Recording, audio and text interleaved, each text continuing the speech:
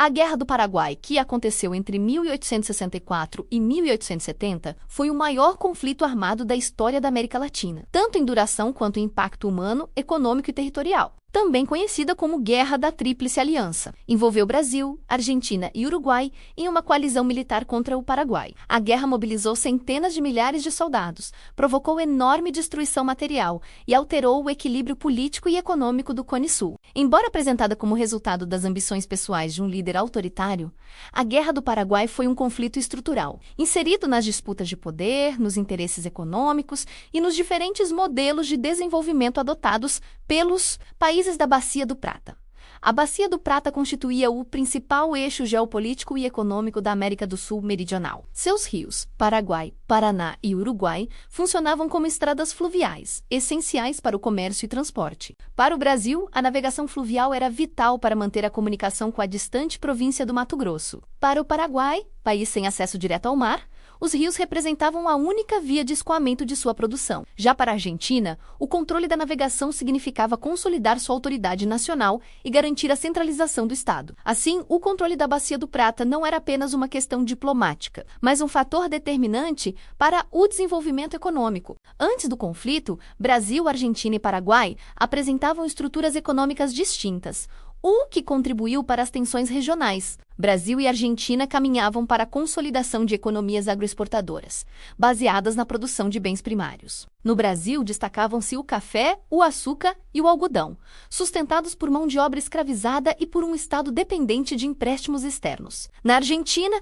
a expansão da pecuária e da produção cerealista integrava o país ao comércio internacional. Reforçando a dependência de capitais estrangeiros, o Paraguai seguia um caminho distinto. Durante o governo de Carlos Antônio Lopes, o país havia desenvolvido um modelo econômico autônomo e estatista. O Estado controlava grande parte das terras, estimulava a produção agrícola, mantinha oficinas militares, arsenais, estaleiros e fundições. Além de adotar políticas protecionistas que limitavam a entrada de produtos estrangeiros, a dívida externa era praticamente inexistente. Esse modelo permitiu ao Paraguai sustentar um exército numeroso e bem equipado sem recorrer ao endividamento externo. Ao mesmo tempo, tornava o país uma exceção incômoda em uma região cada vez mais integrada ao capitalismo internacional. A chegada de Francisco Solano Lopes ao poder, em 1862, marcou uma intensificação do projeto nacional paraguaio. Solano Lopes governava de forma autoritária, concentrando poder político e econômico, reprimindo opositores. Contudo, seu governo também era fortemente nacionalista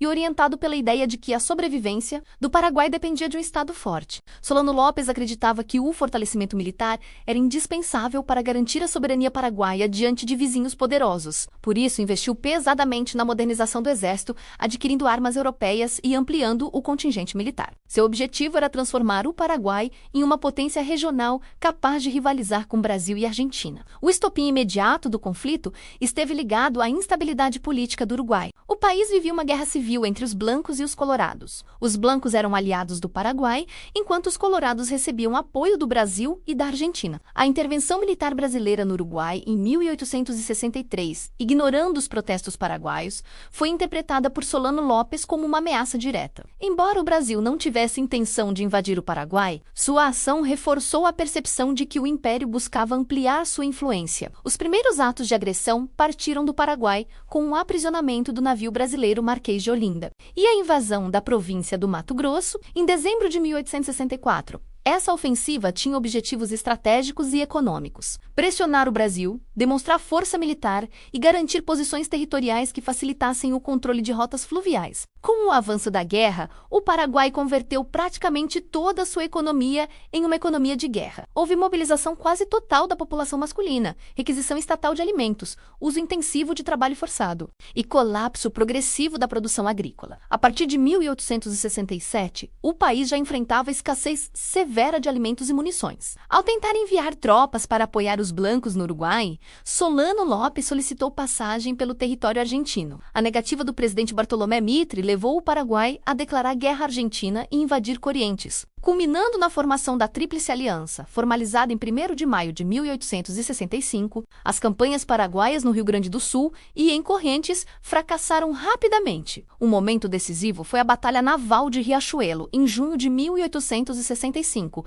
que garantiu à Tríplice Aliança o controle das vias fluviais e isolou economicamente o Paraguai, impedindo o recebimento de suprimentos essenciais. Apesar da superioridade material dos aliados, a guerra se prolongou devido às dificuldades logísticas e disputas de comando, ao desconhecimento do território paraguaio e à intensa mobilização social promovida pelo governo de Solano Lopes, que apresentava o conflito como uma luta pela sobrevivência nacional. A partir de 1868, o Paraguai entrou em colapso militar, econômico e demográfico. A queda da fortaleza de Humaitá e a ocupação de Assunção marcaram o fim da resistência organizada. Nesse período, o exército brasileiro foi comandado por Duque de Caxias, responsável por reorganizar logisticamente as tropas. Após, o comando passou ao Conde Dil, cuja atuação marcou a fase mais violenta do conflito, culminando na morte de Solano Lopes em Cerro Corá. Em março de 1870, a Guerra do Paraguai provocou profundas transformações econômicas na região. O Brasil saiu fortemente endividado. Após gastar valores equivalentes a mais de 11 vezes o orçamento anual de 1864,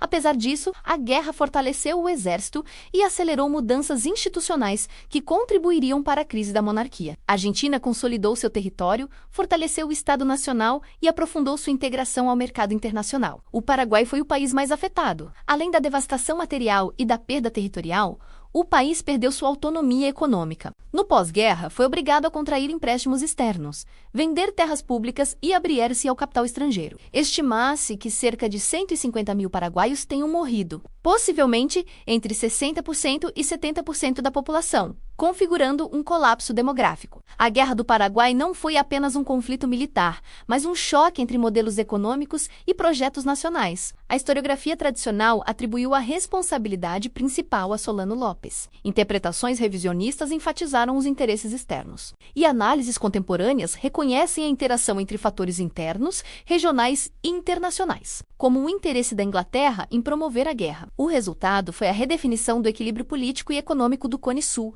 com a consolidação de Brasil e Argentina, e a destruição da autonomia econômica paraguaia, cujos efeitos se estenderiam por décadas após a guerra. Se gostou dessa análise, segue o canal e dá o like para mais análises como essa.